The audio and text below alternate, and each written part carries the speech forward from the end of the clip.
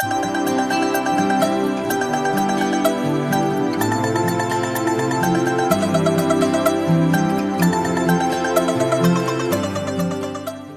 saudara-saudari terkasih, di Minggu Pekan Biasa yang ke-25 ini, saya ingin mengantar saudara-saudari ke dalam tema singkat yang menjadi persiapan renungan saya tentang pertengkaran.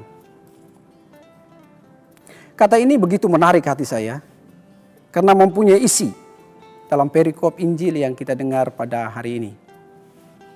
Mengapa orang bertengkar? Karena beda pendapat. Mengapa orang beda pendapat? Karena beda cara pandang. Mengapa orang berbeda cara pandang? Karena titik fokus yang berbeda. Dan sejumlah rentetan perbedaan-perbedaan yang dirangkai. Salahkah jika orang bertengkar? Hemat saya tidak salah. Tetapi mengapa Yesus menegur para murid yang hari ini bertengkar justru di tengah jalan? Para saudara terkasih, teks ini hemat saya begitu menarik karena dua frasa.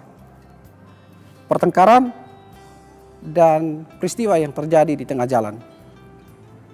Yesus tidak menegur mereka karena bertengkar, tetapi karena isi dari pertengkaran para murid di tengah jalan itu.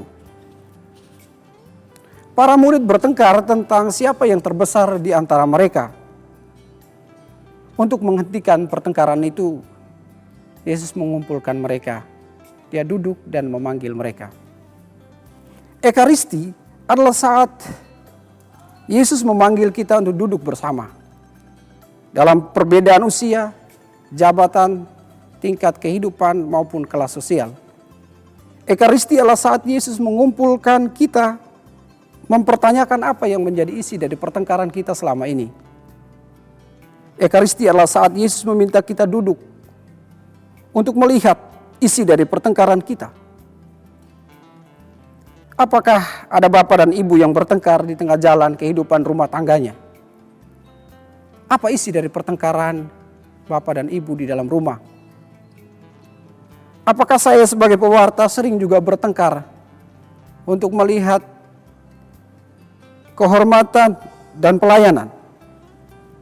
Kalau bapak dan ibu bertengkar di tengah rumah karena anak-anaknya, maka isi dari kualitas pertengkaran itu adalah isi yang baik.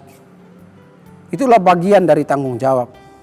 Jika bapak dan ibu di rumah bertengkar karena hal-hal lain selain tanggung jawab utama, misalnya orang ketiga, maka isinya itu yang dipertanyakan. Fokusnya yang dipertanyakan.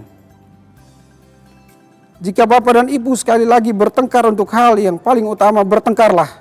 Tapi bertengkarlah dalam cinta. Karena dalam cinta selalu ada tombol pause di mana bapak dan ibu diberi waktu berdiam diri. Melihat wajah anak-anakmu. Barang siapa menerima seorang anak seperti ini dalam namaku, ia menerima aku. Terberkatilah kamu sekalian.